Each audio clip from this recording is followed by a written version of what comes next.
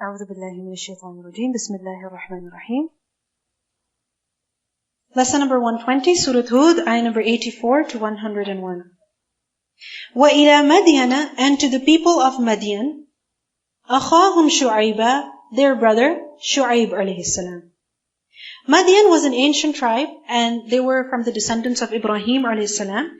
And Shu'aib alayhi salam, Allah subhanahu wa ta'ala says, إِلَى مَدْيَنَ أَخَاهُمْ شُعَيْبًا, meaning we sent him as a messenger to them. And he was their brother, which means that he was from their tribe. He was related to them. قَالَ, he said, يَا قَوْمِ, O my people, اُعْبُدُ اللَّهَ, worship Allah. Why? Because مَا لَكُم مِّنْ إِلَهٍ غَيْرُهُ, you have no deity other than Him. Allah is your God. You should worship Him because He created you for His worship. When He alone created you for His worship, what should you do? Worship Him alone. Why do you associate partners with Him?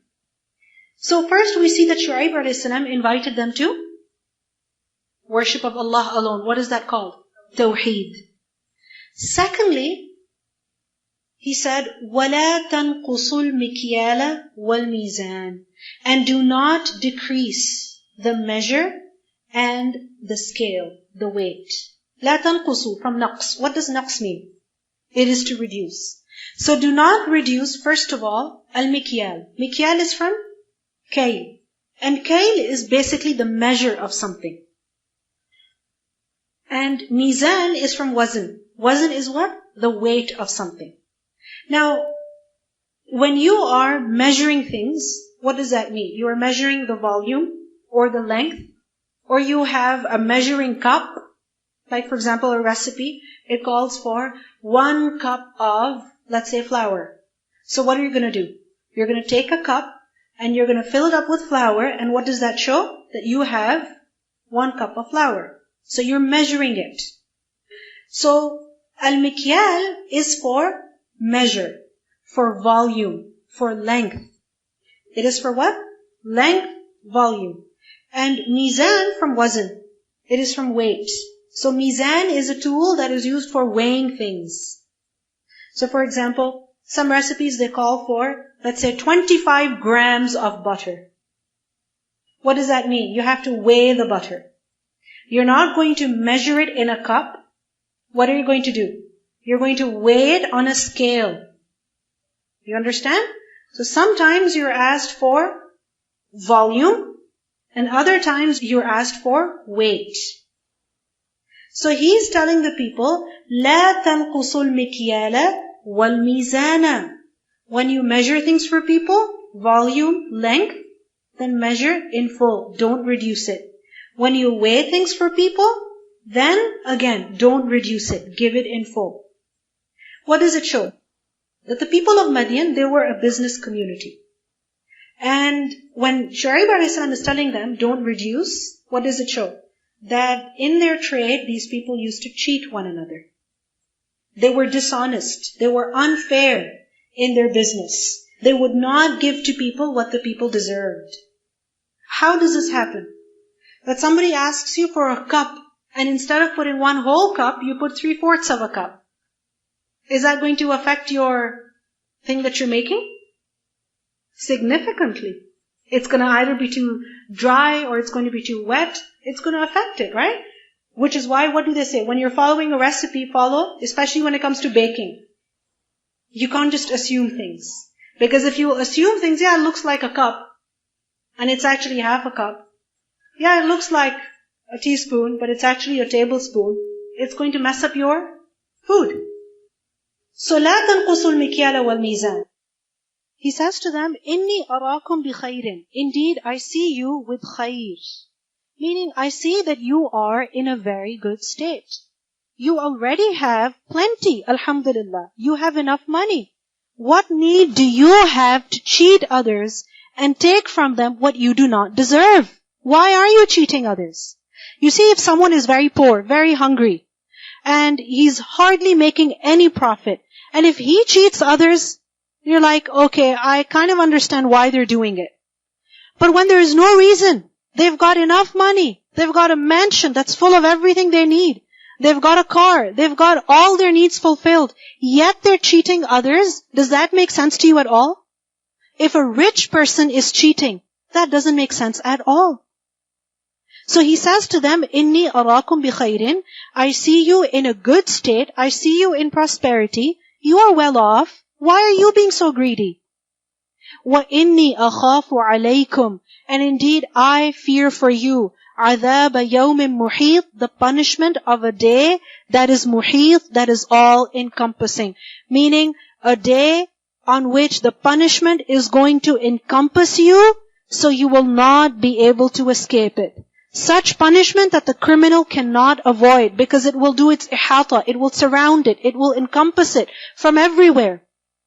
So Shu'aib alayhi salam, basically he invited his people to Tawheed, and he also made them think that you are in such a good state, you're living such a good life, Allah has given you so much good, don't change your good state with a bad one. Don't change your good state with a bad one. You're happy, you've got money, you've got the things you need, but if you associate partners with Allah, you cheat others, you're doing yourself a disservice. You're going to harm yourself. You're going to change your good state with a bad one. It's like when a person is committing a crime. What is he told? Don't do it, you're going to get in trouble. You're perfectly fine right now. What need do you have to cheat? What need do you have to be unfair? Because if you're unfair, you're going to get in trouble. It's not worth the 15 years you'll have to spend in prison. It's not worth the hundreds and thousands of dollars that you'll have to pay in fine. It's not worth it. Leave it. Be content with what you have. So Shu'aib alayhi salam gave them the message of Tawheed and also did da'wah to them so that they would reform their actions, their behavior. وَيَا قَوْمِ, and all my people, أَوْفُوا الْمِكْيَالَ. أَوْفُوا, give in full, الْمِكْيَالَ, the measure, وَالْمِيزَانَ, and the weight. The same message he's giving, but how? In other words, in different words. Earlier he said, لَا تَنْقُصُوا, don't reduce the measure and the weight. And over here he tells them, fulfill it, give it in full. Earlier he forbade them. Now he's commanding them the opposite of that. You understand? So if somebody tells you, don't waste your time, and then they say, use your time well. Don't waste your money. Use your money wisely. On the one hand, they're stopping you from misusing it, from wasting it, from doing something wrong. And on the other hand, they're telling you what you should be doing. So what does it show? That how much he was emphasizing that they become fair in their business. So he says, أَوْفُوا الْمِكْيَالَ وَالْمِيزَانَ بِالْقِسْطِ, with justice, meaning with all fairness. Fair trade. Don't be unfair, rather be fair in your trade. وَلَا تَبْخَسُوا النَّاسَ, and do not cause loss to the people. Do not reduce for the people. أَشْيَاءَهُمْ, their things. تَبْخَسُوا from bakhs. Bakhs is what? Cheap. To cheapen, to reduce the value of something.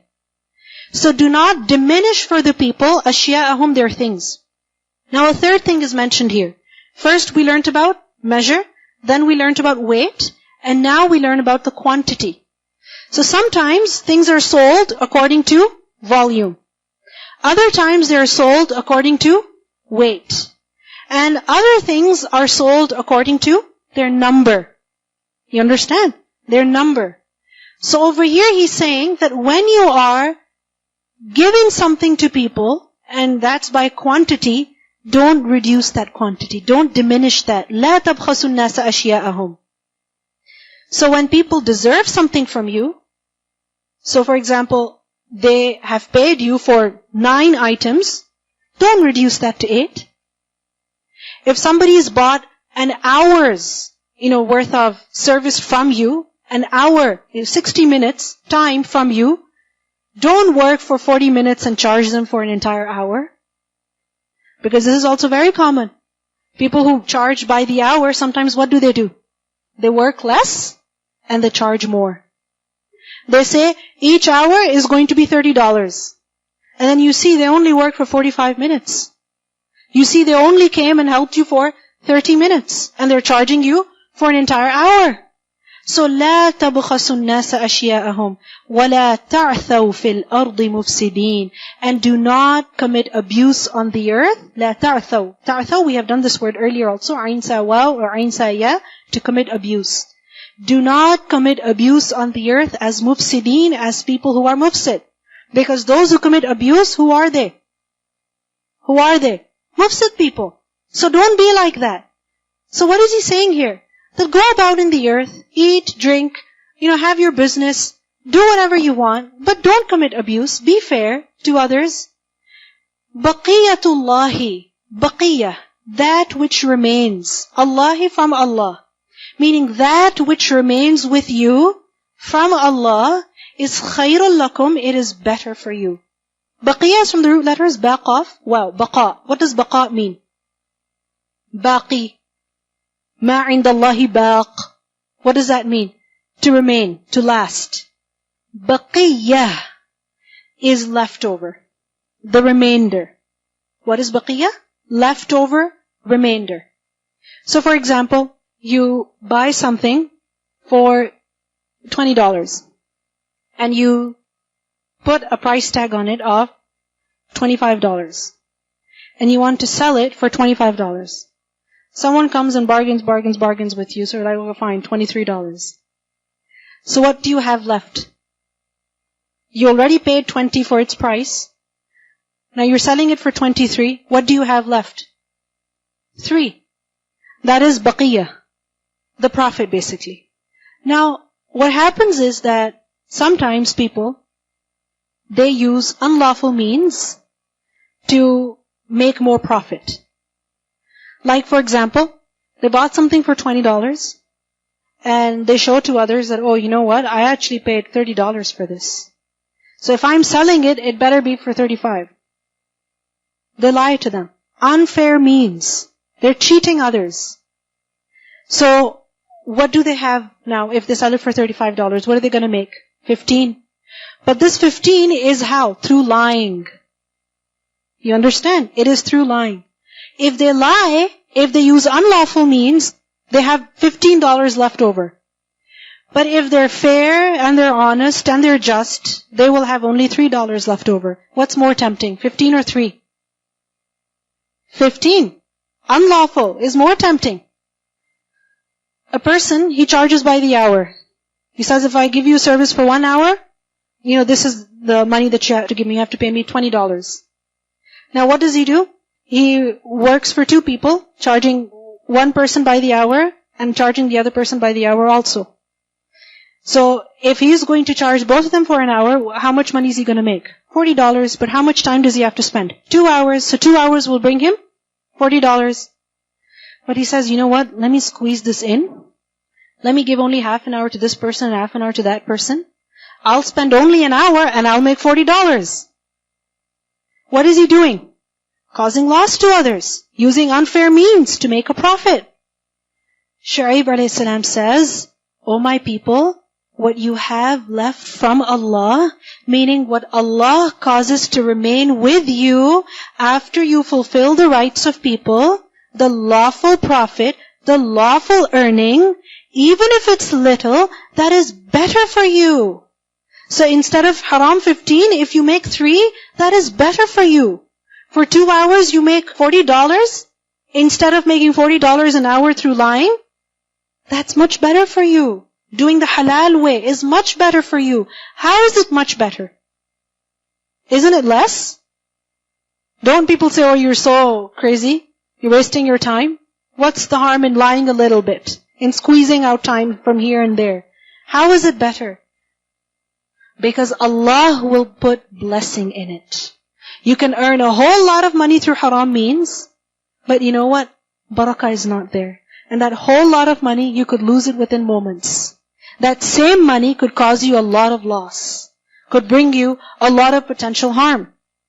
And also remember that when you earn through lawful, honest means,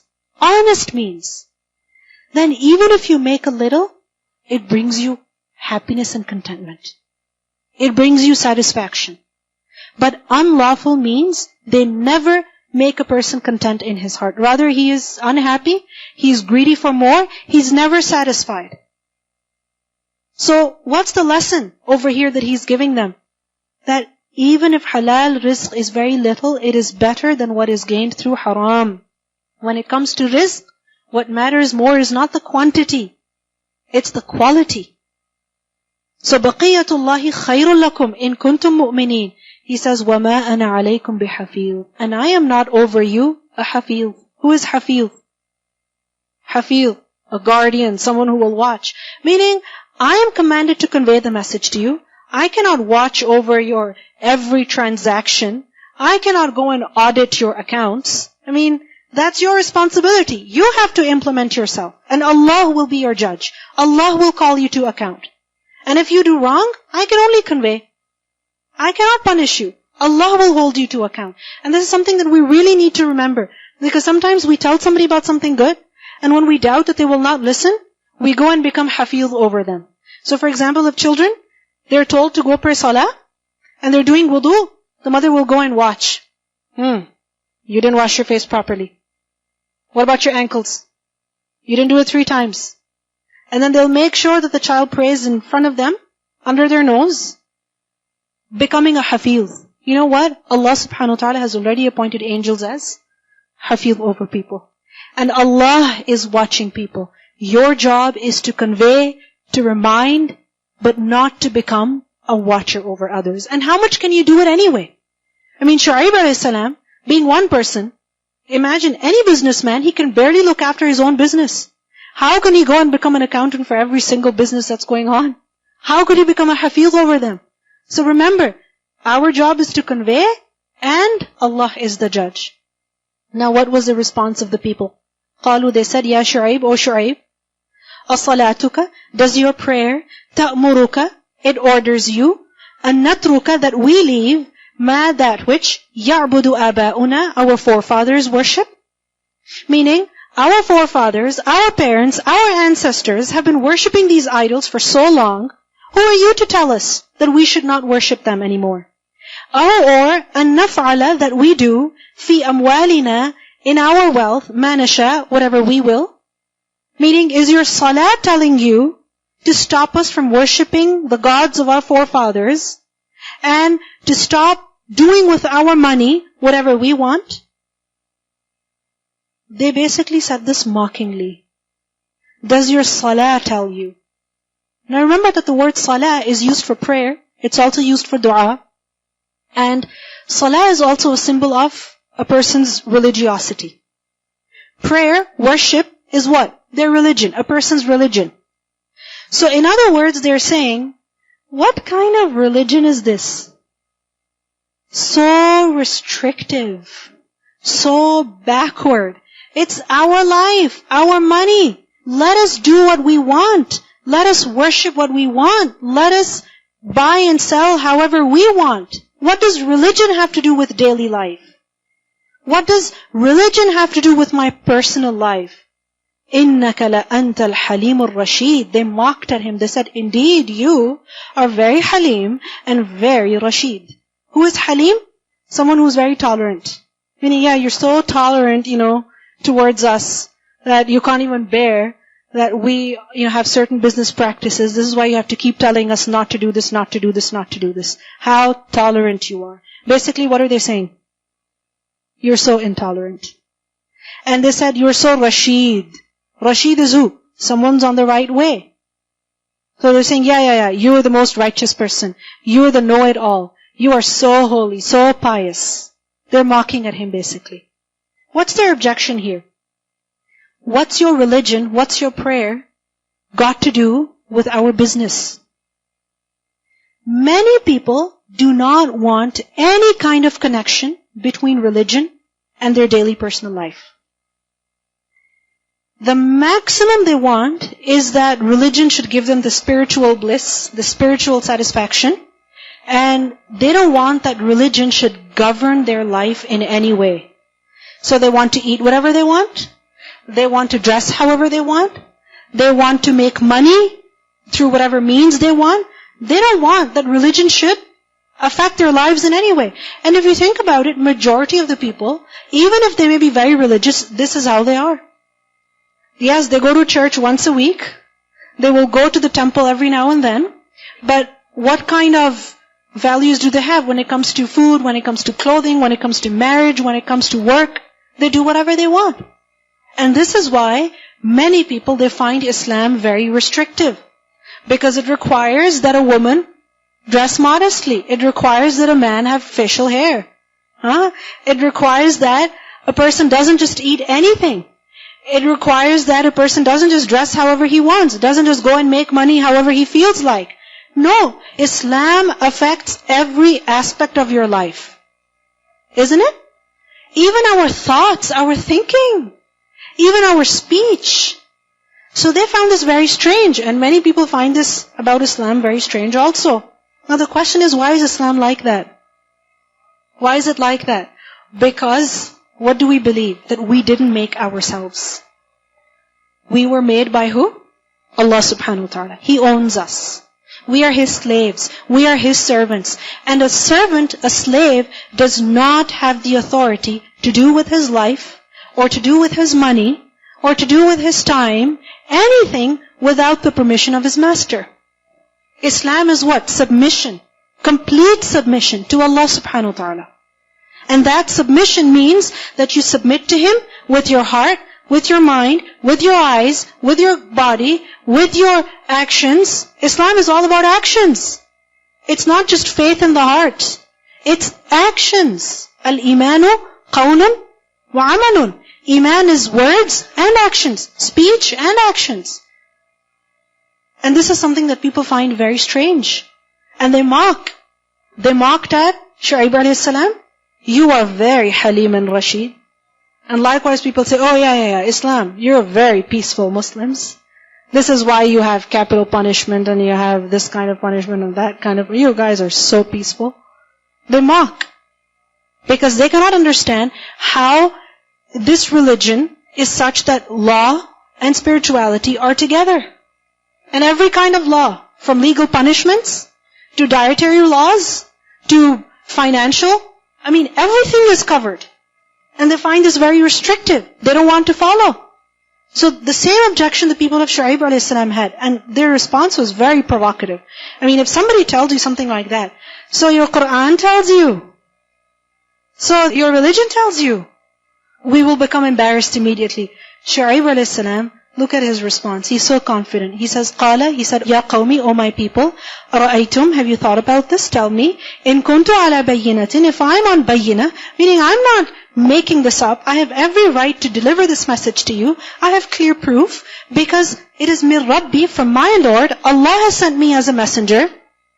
And look, وَرَزَقْنِي, and He has given me, He has provided me, minhu, from Himself, rizqan hasana, good provision. Meaning, look at my example. I don't cheat. I don't lie.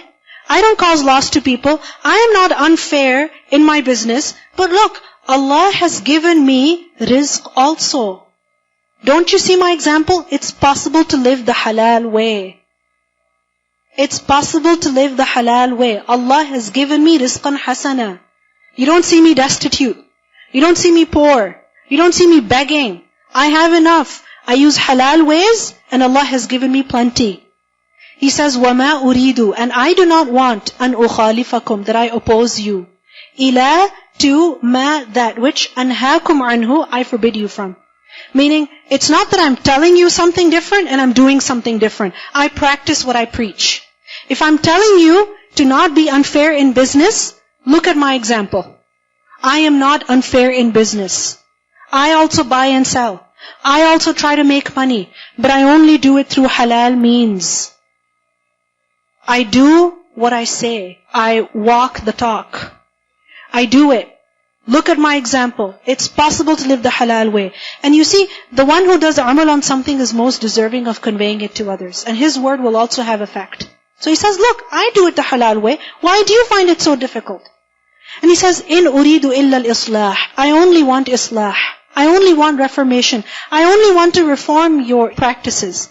I'm not here to cause you utter loss. I don't want you to become poor people with nothing left. No, I want good for you. This is why I want you to have good and fair practices in your business. And I only want good, mastata'tu, as much as I am able, meaning according to my capacity. وَمَا تَوْفِيقِي, and my tawfiq is not illa except billah, with Allah. Meaning, if I have the tawfiq to earn through halal ways, it's only because Allah gave it to me. What is tawfiq? Tawfiq is from wafaqa. Muwafaqa is when everything comes together. So, when is a person able to do something? When everything comes together. The time, the opportunity, the ability.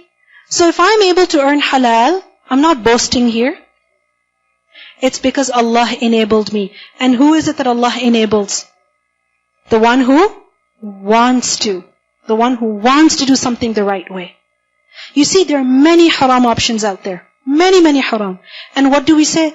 Oh, you know what? We don't really have a choice. But if you make up your mind, you only want to do that which is right, Allah will enable you. He will show you the way. He says, وَمَا تَوْفِيقِي إِلَّا بِاللَّهِ عَلَيْهِ تَوَكَّلْتُ. On Him I trust. I don't trust on unfair means. I don't rely on lying and cheating. I rely on Allah. He is the provider. وَإِلَيْهِ أُنِيبُ. And to Him I return. Meaning I return to Him again and again. For everything. For answers. For need. Anything that I want. I turn to Allah. He is my guide. He gives me. He teaches me. He is the provider. So, O people, learn from my example. If I can do it, you can do it too. If I can live the halal way, you can do it too. And this is so beautiful. You see, when you find out that what you're doing is wrong, it's difficult to leave it. But when you find out that there are other people who have left it, it becomes easy. It becomes real for you. So it's very important that first of all we learn what must be done, we do it, and then we tell others. We share the khair also. And make people understand it is possible to obey the commands of Allah. It is very much possible to live Islam. You might find it restricted from the outside, but when you actually do it, it's not that bad. It's doable. Let's listen to the recitation.